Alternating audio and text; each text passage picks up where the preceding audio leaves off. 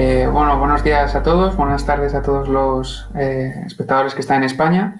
Yo soy Luis y bueno, lo primero de todo quería agradecer a todas las personas que están organizando este tercer simposio de ingenierías la oportunidad que me han dado de participar aquí y también agradecer a la maestra Alicia Posedíez de la Lastra su participación también en este trabajo, en esta conferencia que vamos a dar.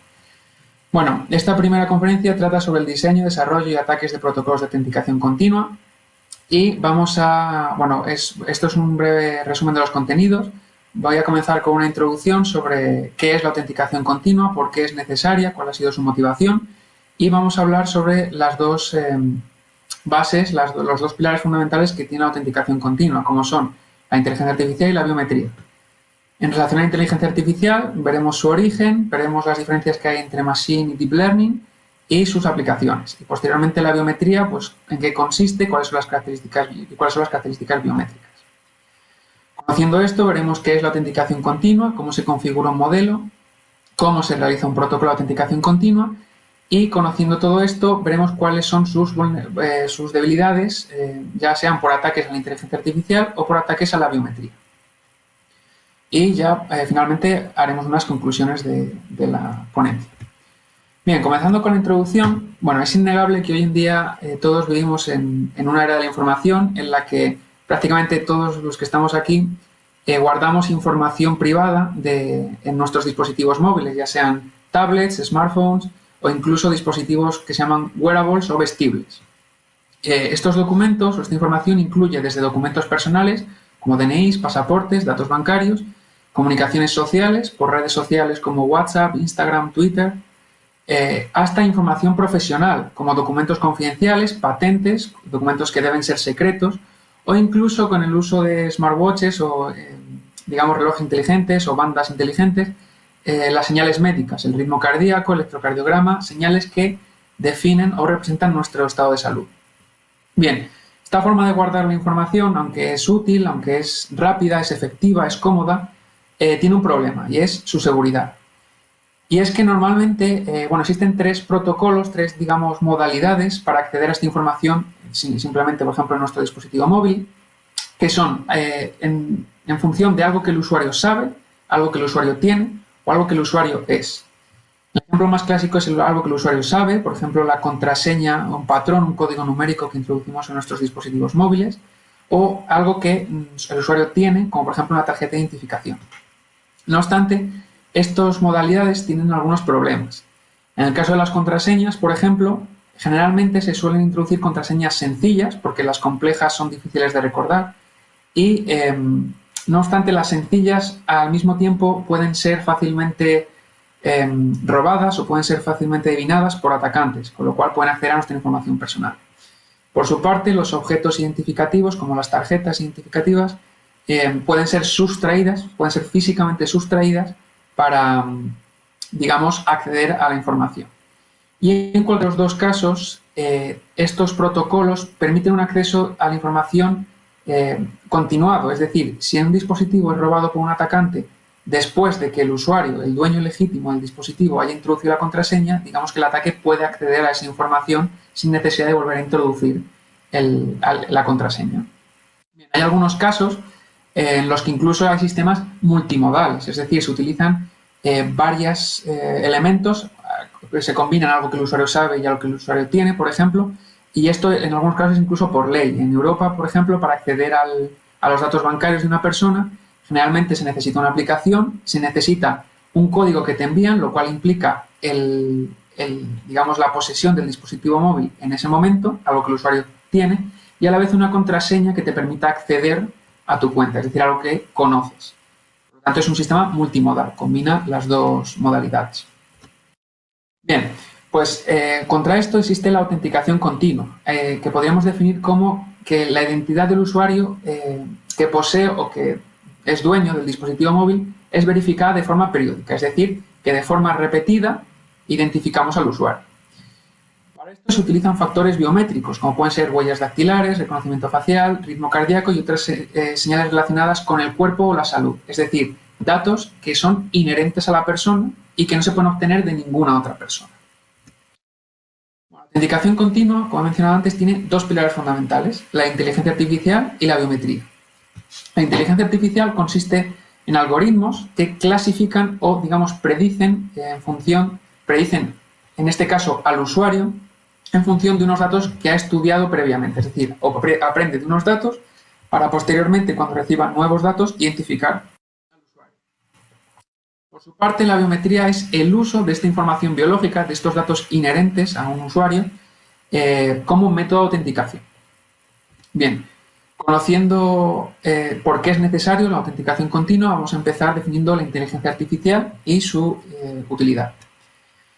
Bueno, la primera vez que se introdujo, aunque no de forma literal, el término inteligencia artificial fue en 1950 en un artículo de Alan Turing, en el cual definió su test de Turing, cómo distinguir si hablamos con una máquina o con un ser humano. Aunque no introdujo el término inteligencia artificial como tal, sí que dio una definición de lo que sería una inteligencia de las máquinas, a la cual dijo que era la capacidad de lograr un rendimiento a nivel humano en todas las tareas cognitivas, suficiente como para engañar a un interrogado. Atendiendo a esta definición, podríamos decir que Turing definía la inteligencia artificial como sistemas que actúan como humanos. No obstante, desde 1950 ha habido muchas otras definiciones y cabe destacar la de McCarthy en 1956. Si atendemos a su forma de referirse a inteligencia artificial, bueno, hay que decir que McCarthy fue la primera persona que introdujo el término inteligencia artificial, podríamos decir que este autor se refería más bien a sistemas que piensan como humanos, no tanto que actúan como humanos, sino que piensan como humanos. Y a raíz de ahí, Whiston en 1992, Lager y Stubblefield en 2004 propusieron nuevas definiciones que, en lugar de destacar el hecho de que una máquina debía pensar o actuar como un humano, se referían a que debía pensar o actuar de forma racional, que no tiene que ser necesariamente igual que la forma de actuar o pensar que un humano. Y por lo tanto, todas las definiciones que existen actualmente de inteligencia artificial, incluso cualquier definición que podamos dar nosotros de inteligencia artificial, está incluida en una de estas cuatro categorías: sistemas que piensan o actúan como humanos o que piensan y actúan racionalmente. No obstante, nosotros no vamos a meternos tan en profundidad, nos basta con saber que la inteligencia artificial es un área de investigación la cual combina informática, técnicas de análisis de datos y estadística con grandes bases de datos con el objetivo de ofrecer una solución a un problema dado. Es decir, algoritmos que reconocen patrones o estructuras en unos datos con los que han sido entrenados, es decir, datos de entrenamiento, que posteriormente le sirven para clasificar o predecir muestras que no ha visto nunca anteriormente, lo que se dice datos de prueba. Bueno, estos datos tienen que cumplir unos requisitos, que son estos tres. Primero, en primer lugar, tienen que tener unas características, es decir, tienen que tener una serie de valores que definan cada muestra, que hagan que cada muestra sea distinta y de los cuales aprende el algoritmo.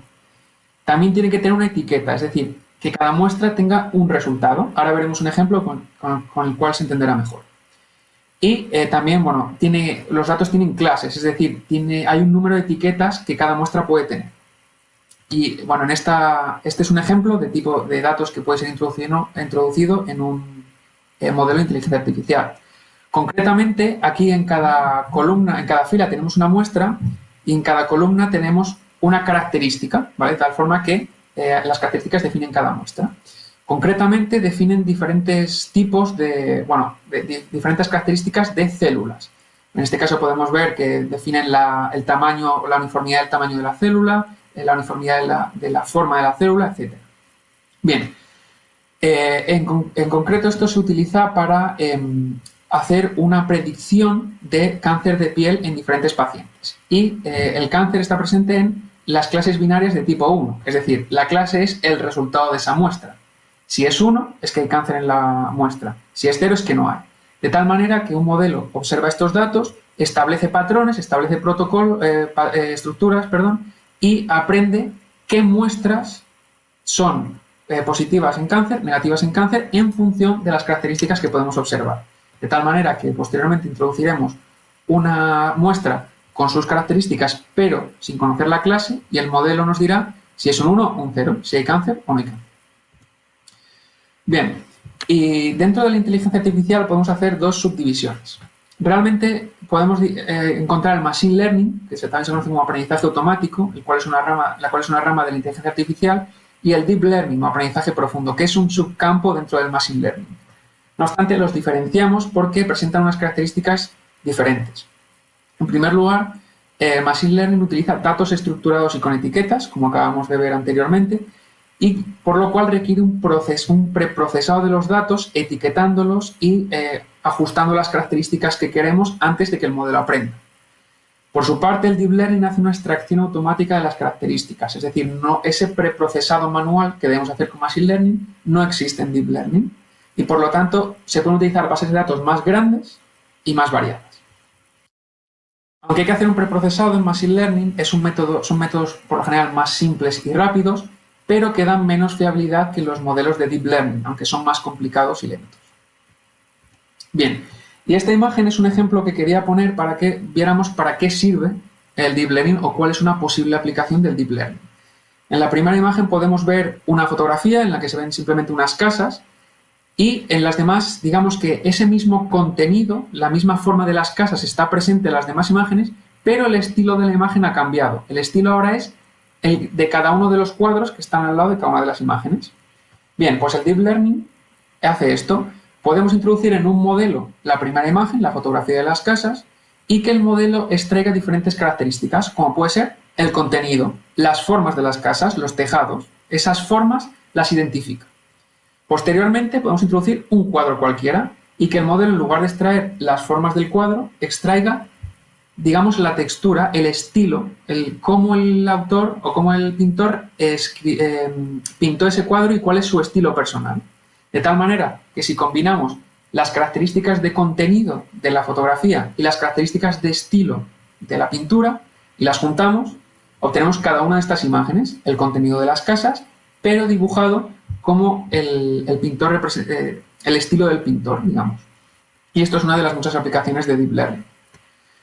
Bien, hay diferentes modos de aprendizaje en la inteligencia artificial. Hay un aprendizaje supervisado, en el cual los modelos aprenden con datos etiquetados, como en el primer ejemplo que vimos de los datos, y esto es el caso típico en Machine Learning. Se permite el uso de métricas para evaluar el rendimiento de nuestro modelo y cómo de bien está aprendiendo en función de los datos de entrenamiento. Y también tenemos el aprendizaje no supervisado. Son modelos que aprenden con datos sin etiquetar. ¿Qué significa esto? Significa que ellos por sí solos, los modelos de Deep Learning en concreto, son capaces de extraer estructuras de datos y hacen una división de los datos en función de sus características. Extraen ellos solos la estructura sin necesidad de que digamos a qué tienen que atender. Bueno, existe un método intermedio, el aprendizaje semi-supervisado, en el cual utilizamos una pequeña cantidad de datos etiquetados, es decir, reducimos, optimizamos el trabajo manual que hay que hacer, simplemente etiquetando y preparando una cantidad mínima de datos, y utilizamos una gran parte de datos sin etiquetar y sin preparar para reducir, como digo, el trabajo manual, pero además obtener unos buenos rendimientos, ya que en la mayor parte es el modelo el que obtiene la estructura por sí mismo. Bien, ¿y cuáles son las aplicaciones de la inteligencia artificial? Bueno, la primera y la que yo creo que todo el mundo le viene a la mente son los videojuegos, porque hoy en día es difícil que haya un videojuego sin inteligencia artificial porque supone un reto para el jugador. No obstante, en aplicaciones, digamos, más científicas se utiliza sobre todo en reconocimiento de voz. Los casos más clásicos son Alexa, Cortana o Siri, que es el uso de procesamiento de lenguaje natural, una combinación de inteligencia artificial con lingüística, mediante el cual lo que se hace es convertir el discurso humano, el habla humano, en un discurso escrito. También se utiliza en técnicas de visión por ordenador con el reconocimiento de objetos en fuentes visuales, ya sea en cámaras de videovigilancia o, el ejemplo más claro, coches autónomos, que debe reconocer las señales de tráfico que hay para poder actuar en consecuencia. Por ejemplo, una señal de stop debe ser reconocida de forma satisfactoria para que el coche se pare. Y también otra aplicación es la medicina, como hemos hablado antes, con el diagnóstico más rápido y fiable de cáncer o incluso con el seguimiento en tiempo real de procedimientos quirúrgicos, que es de lo que va a hablar mi compañera, la maestra Pose, en la siguiente conferencia. Pues también se puede combinar con métodos de ciberseguridad para la creación de sistemas de seguridad más sofisticados con detección automática de intrusos o identificadores de malware. Y por último, lo que vamos a hablar aquí, en combinación con biometría, para crear protocolos de autenticación mediante el uso de características biométricas. Bien, ahora que ya sabemos qué es la inteligencia artificial, nos metemos a fondo con la biometría. la cual podríamos definir como el uso de medidas corporales asociadas a características biológicas con el objetivo de identificar a un usuario en concreto. ¿Esto qué significa? Significa que, contrariamente a lo que hemos hablado antes de identificar a un usuario mediante algo que conoce o algo que sabe, lo identificamos con algo que el usuario es, con características inherentes a él que le representan y no representan a ningún usuario más. La biometría, tuvo un desarrollo y tuvo una motivación por el uso de dispositivos o el uso de servicios online como bancos, educación, acceso a documentos sanitarios, que requerían aplicaciones que permitieran el acceso a grandes cantidades de personas de una forma fiable. Y de ahí viene la motivación de la biometría. Bien, y en esta imagen podemos ver los tres tipos de características biométricas que hay. En verde están los atributos físicos, en amarillo están los atributos fisiológicos y en azul las características de comportamiento.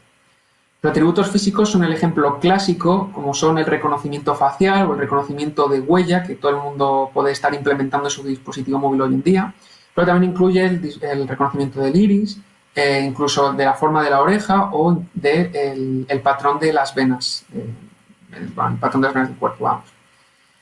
Los atributos fisiológicos se refieren a señales médicas en su mayor parte, como por ejemplo electrocardiogramas, electroencefalogramas, el nivel de azúcar en sangre, el nivel de humedad en la piel, etc.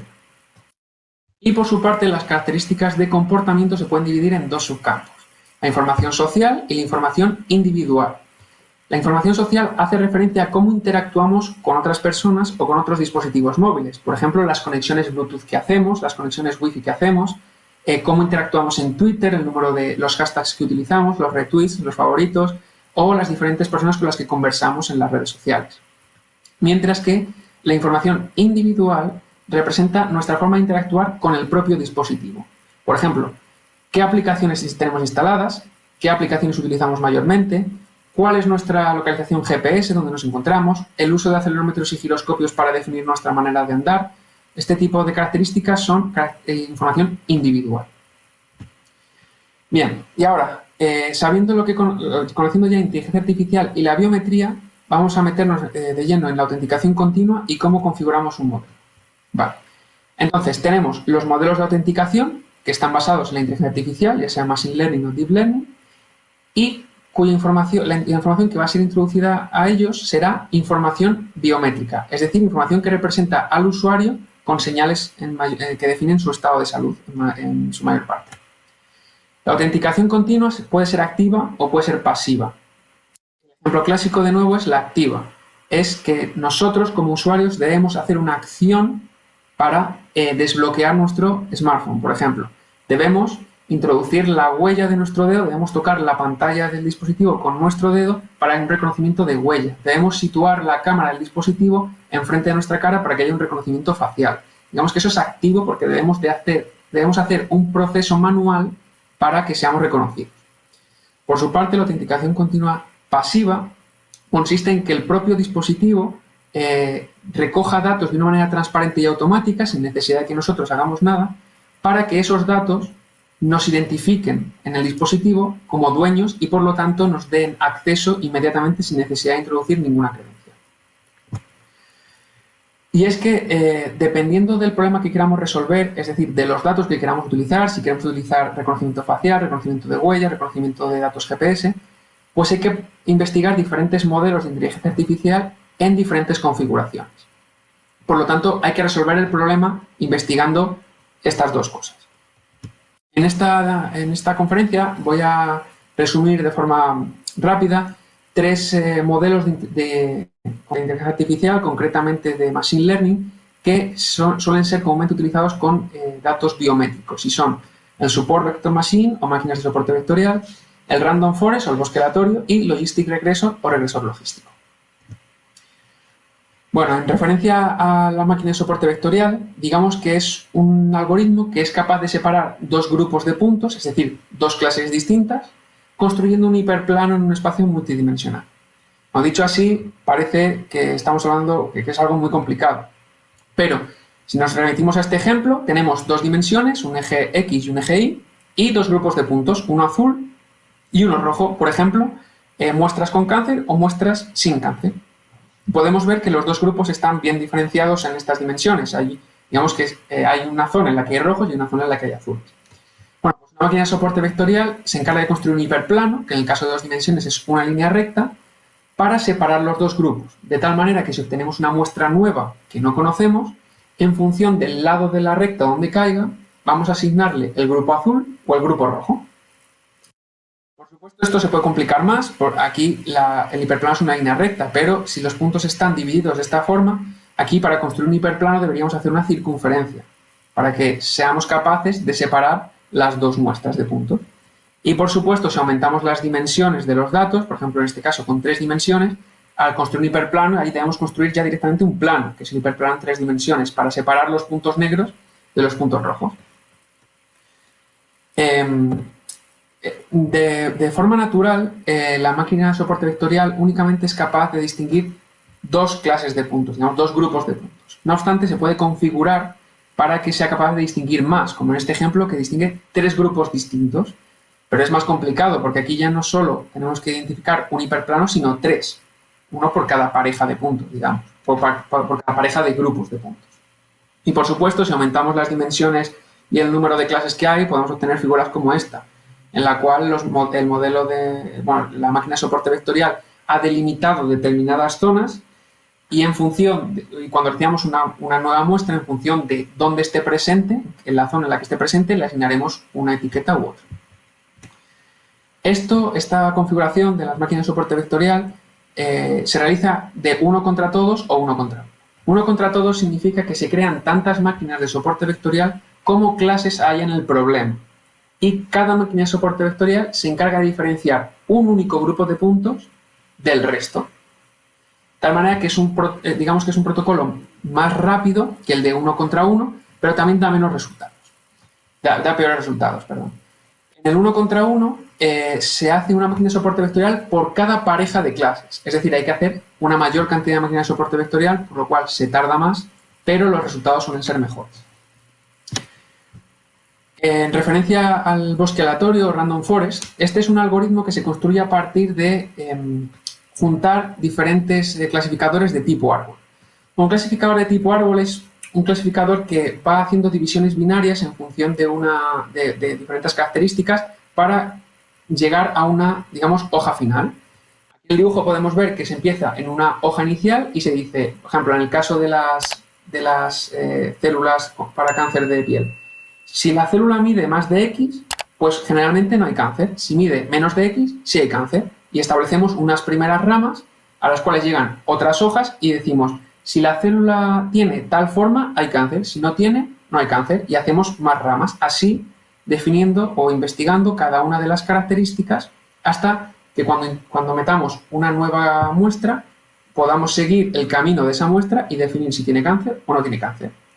Pues un bosque aleatorio es juntar muchos clasificadores de tipo árbol, aprovechando que cada uno va a investigar las muestras de una forma individual y tomando como resultado la clase más votada de todos los árboles. Y por último, el regresor logístico es un modelo estadístico que emplea la función sigmoide, que es esta función que vemos aquí con forma de S, para calcular la probabilidad de que un punto pertenezca a una clase en concreto. Es decir, se hace un análisis estadístico en función de sus características y si la probabilidad es mayor de 0,5, se asume que pertenece a una clase en concreto. Y si es menor, se asume que no pertenece. Bien, estos son los modelos de Machine Learning que más se utilizan, pero también cobra importancia cómo se tratan los datos antes de introducirlos a los modelos. Es decir, para la configuración del modelo como tal. En primer lugar, hay que seleccionar una base de datos, es decir, hay que elegir el tipo de dato biométrico con el que queremos trabajar, sobre el cual va a aprender el modelo. Por ejemplo, queremos trabajar con imágenes de caras para hacer reconocimiento facial, queremos trabajar con acelerómetros y giroscopios, pues esto hay que decidirlo lo primero. Posteriormente hay que hacer un procesado de los datos, eliminar muestras incompletas o erróneas de la base de datos, hay que etiquetar la información especificando a qué usuario pertenece cada muestra. Hay que verificar que todos los datos tienen el mismo formato. Por ejemplo, en el caso de las imágenes debemos asegurarnos de que todas tienen las mismas dimensiones para que el modelo no se confunda cuando reciba una imagen con dimensiones distintas. Posteriormente se hace una separación entre entrenamiento y prueba, es decir, del conjunto total de los datos se divide en dos grupos. Normalmente se hace un 80% entrenamiento, 20% prueba, 70-30, más o menos se suele hacer así. Y los datos de entrenamiento son los que utiliza el modelo para aprender, para identificar las características y aprender en qué tiene que fijarse para distinguirlas. Posteriormente, el entrenamiento, el set de prueba se utiliza para verificar si el modelo funciona correctamente. Después de la separación de los datos, se puede hacer una normalización, es decir, una operación matemática para aumentar, digamos, las diferencias en las características entre diferentes muestras y que al modelo le sea más fácil reconocer discrepancias entre diferentes muestras. También se puede realizar una metodología que se llama aumentación de los datos o data augmentation, de la cual hablará un poco posteriormente mi compañera, la maestra Pose. Después se selecciona el modelo. Como he comentado, se tienen que investigar diferentes modelos en diferentes configuraciones para ver cuál es el que mejor trabaja con los datos en concreto que hemos elegido, y se hace el entrenamiento del modelo. Es decir, se introducen los datos de entrenamiento para que el modelo aprenda. Y en este proceso hay una optimización de parámetros en un protocolo que se llama cross-validation o validación cruzada, mediante el cual, bueno, diferentes parámetros se optimizan para obtener el mejor rendimiento. Una vez se ha entrenado, analizamos el modelo con el conjunto de prueba, un conjunto que nunca ha sido visto anteriormente por el modelo, para evaluar su eficiencia en una situación real, digamos. Bien, y el protocolo de autenticación continua es algo diferente a la configuración del modelo. Es decir, el protocolo es lo que el usuario ve, el proceso que el usuario debe seguir para realizar la autenticación. Por lo tanto, debe ser fiable, eficiente y debe ser de simple usabilidad para que al usuario le resulte intuitivo trabajar con él. Hay dos fases bien diferenciadas. La primera es fase de inscripción y la segunda de verificación. En la fase de inscripción es necesario recoger datos del usuario para poder crear un modelo de inteligencia artificial que esté personalizado a ese usuario. Y posteriormente, en la fase de verificación, iremos recogiendo muestras de forma recurrente para introducirlas al modelo de inteligencia artificial que hemos creado y que este modelo nos dé un resultado sobre si el usuario es quien dice ser, con lo cual dejamos que tenga acceso al dispositivo, o es un intruso, con lo cual bloqueamos el dispositivo. Normalmente esta información biométrica se recoge a través de sensores, ya sean acelerómetros, giroscopios, pulsioxímetros, diferentes tipos de sensores. Y entonces se plantea la cuestión de dónde guardar estos datos. Y hay dos posibilidades. El primero es en el propio aparato, on-device, por lo tanto consumiendo memoria del dispositivo móvil y probablemente más batería. O también se puede hacer off-device o outsourcing, que es un proceso en el cual se contrata a un servidor externo, se subcontrata a un servidor externo que se encarga de gestionar, proteger y procesar los datos. Ahora que ya sabemos qué es la autenticación continua, vamos a ver qué tipos de debilidades tiene en función de los ataques que pueden ser realizados a la inteligencia artificial y a la biometría. Vale, en la autenticación continua hay tres tipos de problemas principales. El primero es la denegación de servicio, y este caso se refiere a cuando nosotros somos el dueño legítimo de un dispositivo y no podemos acceder a él. Normalmente porque el sensor está mal calibrado, porque introducimos erróneamente la huella dactilar, no la introducimos bien, no se nos reconoce bien la cara, etc. No suele tener mayor problema que repetir el proceso de autenticación para que funcione correctamente. Algo mucho peor, un caso mucho peor es la intrusión, que es cuando un usuario no autorizado es reconocido como el dueño legítimo de nuestro dispositivo y por lo tanto puede acceder a la información guardada en él. Por supuesto, desde el punto de vista de la seguridad, la denegación de servicio es mucho menos peligroso que la intrusión. Y al margen de, digamos, engañar al protocolo de autenticación, el mero robo de los datos biométricos empleado en el protocolo ya es motivación suficiente para un atacante, puesto que nos define como nuestro estado de salud, nos define nuestra actividad diaria, nos define nuestros procesos, lo que hacemos en el día a día, y por lo tanto un atacante puede simplemente conseguir esta información sin necesidad de burlar el protocolo de autenticación continua para saber cosas de nosotros y atentar contra nuestra vida de diferentes maneras. Vale. Las vulnerabilidades que presenta la inteligencia artificial, hay que destacar que no son problemas de implementación, no es que la inteligencia artificial deba ser implementada de forma mejor, no. Son debilidades que son inherentes a ella. Es decir, es el precio que hay que pagar por sus resultados. Y la primera es la dependencia de los datos. digamos que un modelo de inteligencia artificial no tiene conocimientos previos, no sabe nada, aprende todo de los datos que nosotros le damos. Por lo tanto, si los datos que le damos están contaminados, son incorrectos, el modelo aprenderá, pero aprenderá de forma errónea. Además, suelen hacer asociaciones estadísticas frágiles, que aunque tienen buenos resultados, son fácilmente perturbables por atacantes. Y por último, hay que destacar que, aunque los resultados de la inteligencia artificial son por lo general bastante buenos, seguimos sin saber, sin comprender del todo cuáles son los cálculos que hace, cómo distingue las características. En el ejemplo anterior de los cuadros, cómo un modelo es capaz de distinguir las formas o el estilo del cuadro, no tenemos del todo claro cómo lo hace, y por lo tanto un modelo podría ser alterado por un atacante y nosotros no darnos cuenta. Vale, vamos a referirnos a diferentes tipos de ataques en las siguientes diapositivas y vamos a tener claro que hay dos tipos de ataques. En primer lugar, el white box, que son ataques en los que asumimos que el atacante conoce todo lo relacionado con el modelo de inteligencia artificial, ya sea el código, la arquitectura, los parámetros, los datos por los que ha sido entrenado, todo. Mientras que en un black box attack el atacante no conoce nada y trata de replicar el modelo que quiere atacar introduciendo inputs y observando el resultado del modelo. Bien, el primer ataque que vamos a ver es el input attack. Este ataque se realiza cuando el modelo ya ha sido entrenado y quiere aprovechar, digamos, la modificación del input que le introducimos al modelo. Esto lo vamos a entender con un ejemplo y lo voy a dejar muy claro. En el caso del coche autónomo, que debe reconocer las señales de tráfico, imaginemos una señal de stop que debe ser reconocida y el coche debe pararse. Bueno, pues un input attack en este caso podría ser alguien que pinte la señal de stop de otro color o que haga un graffiti encima y por lo tanto la inteligencia artificial no reconozca esa señal como señal de stop porque no tiene las características con las que ha sido entrenado. Esto sería un ataque perceptible y físico, pero también podría hacer un ataque imperceptible. Por ejemplo, si un atacante pegara, digamos, etiquetas que hicieran que la luz del sol brillara o rebotase de determinada manera y confundiese la inteligencia artificial, pues para nosotros seguiría siendo una señal de stop normal, sería imperceptible, pero el modelo habría sido engañado. Si queremos un ejemplo de un ataque de input attack digital, aquí tenemos uno.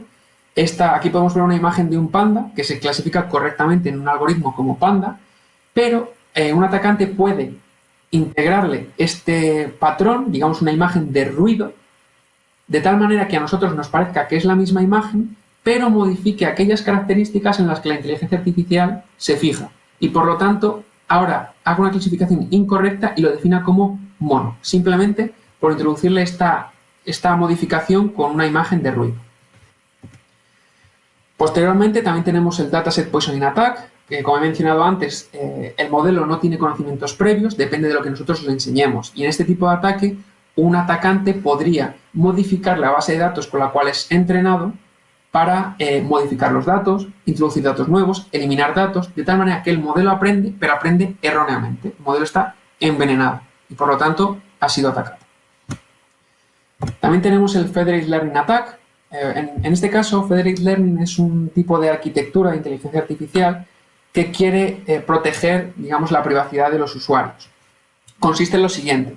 Tenemos un número n de usuarios y en cada usuario tiene en su dispositivo móvil un modelo de inteligencia artificial distinto y son modelos, digamos, locales. Cada modelo aprende de su usuario y posteriormente todos ellos actualizan a un modelo global en un servidor que por lo tanto tiene conocimientos de todos los modelos y de todas las personas.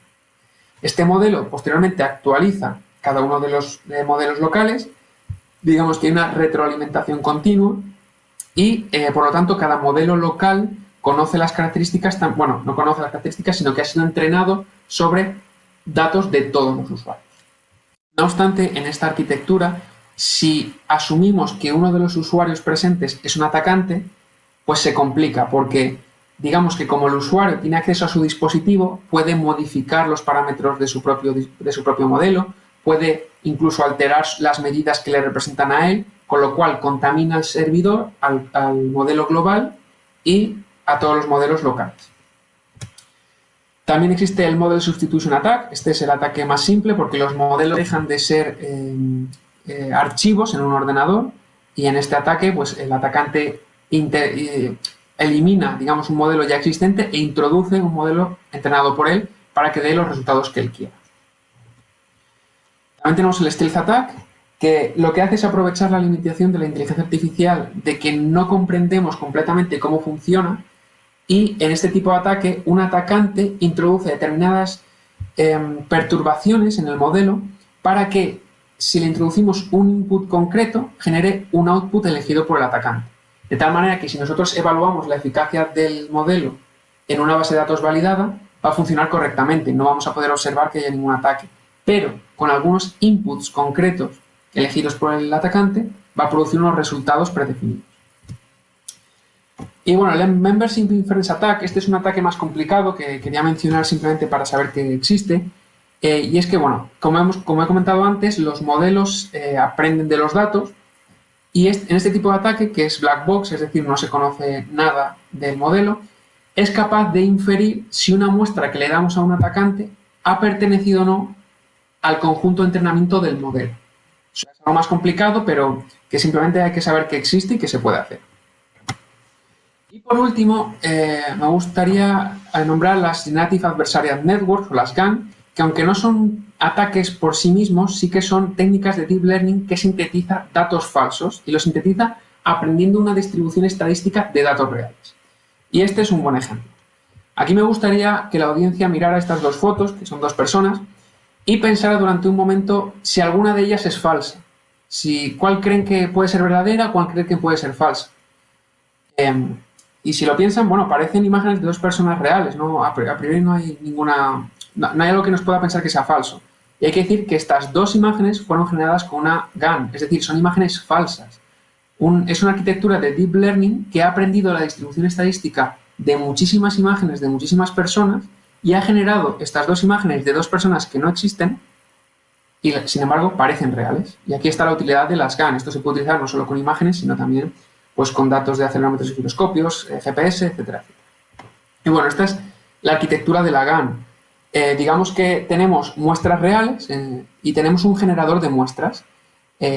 Las muestras reales y las muestras generadas se introducen un discriminador, el cual debe elegir si una muestra es real o es falsa.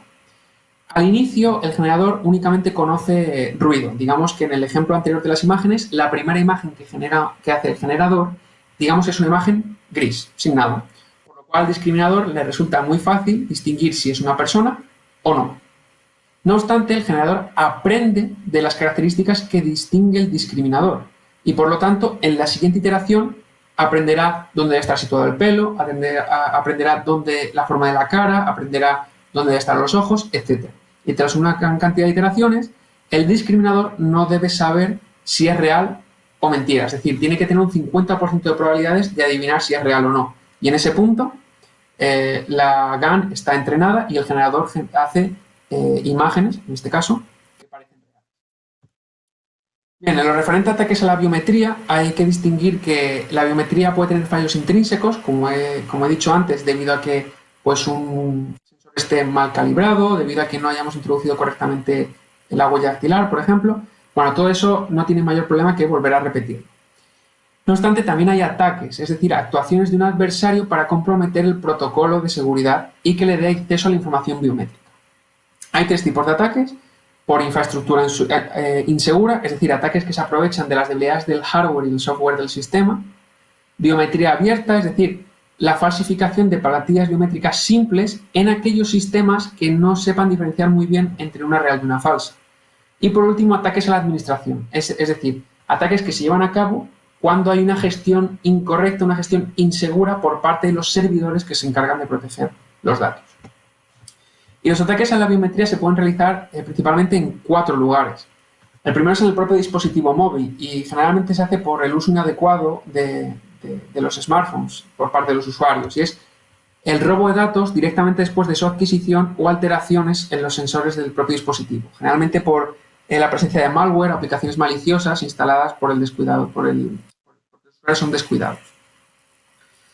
También se puede atacar al servidor externo, es decir, se pueden modificar, sustituir, sustraer directamente las plantillas biométricas, los datos biométricos de las bases de datos de los usuarios.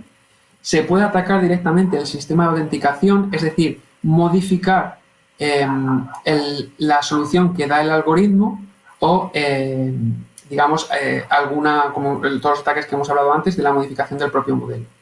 Y por último, los canales de transmisión, que sin duda es la parte más frágil, que es filtraciones de datos por la mala transmisión entre dispositivos, entre el dispositivo y el sistema de autenticación, entre el servidor y el sistema de autenticación, etc. Mala comunicación que hace que se filtren datos y los atacantes puedan acceder a ellos. Y bueno, después de todo esto, lo que me gustaría es que la audiencia tuviera claro que la autenticación continua ofrece una protección personalizada basada en los datos de cada usuario, es decir, algo que el usuario es, mediante el uso de la inteligencia artificial y la biometría. También me gustaría dejar claro que los ataques pueden acceder no solo a los datos guardados en un dispositivo, sino también a la información biométrica que define el protocolo de autenticación continua y que, por tanto, es necesario el estudio de técnicas de preservación de la privacidad para la protección de esta información biométrica.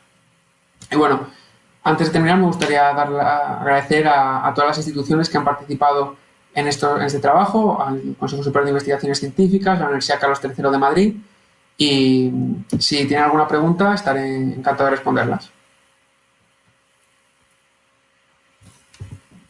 Muchas gracias, ingeniero, por su interesante presentación. Y sí, bueno, ahora vamos a proceder con la ronda de preguntas. Así que las pueden ir escribiendo en el chat. La primera pregunta fue emitida por Rogelio Sánchez, que dice: felicidades, maestro. La distinción de personas para nosotros como humanos es casi imposible por nuestra naturaleza. ¿Qué aplicación tendríamos al buscar este tipo de imágenes falsas? A ver, ¿qué aplicación tendríamos que buscar? ¿Qué aplicación tendríamos que buscar imágenes falsas? Lo de las imágenes... ¿qué aplicación tendríamos? ¿Algo con eco? ¿Alicia? Vale. Lo de las gangs y las imágenes falsas era simplemente un ejemplo para ver que si nosotros obtenemos una base de datos, digamos, de imágenes de un usuario concreto, podemos replicar imágenes que no existen de ese usuario.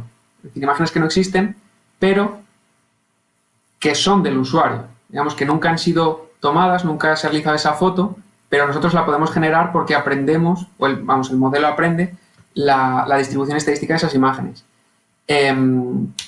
No sé si esto responde a la pregunta, pero digamos que esta es la aplicación que se tendría de generar estas imágenes falsas. Engañar a un protocolo de detección facial mediante la falsificación de imágenes. Ok, gracias, ingeniero. Dice Rogelio que perfecto, muchas gracias. Por ahorita no hay más preguntas. Los invitamos a que escriban sus dudas si tienen alguna. Vamos a dar un momentito más, a ver si alguien más se anima a preguntar algo.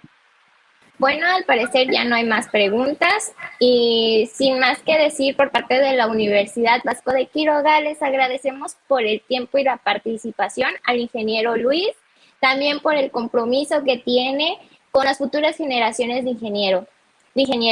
No hay duda que esta ponencia pues nos aportará muchísimo en nuestra vida profesional. Gracias a vosotros, Alondra. Gracias a todos a todos los encargados y por darme la oportunidad de hacer esta ponencia y ya está.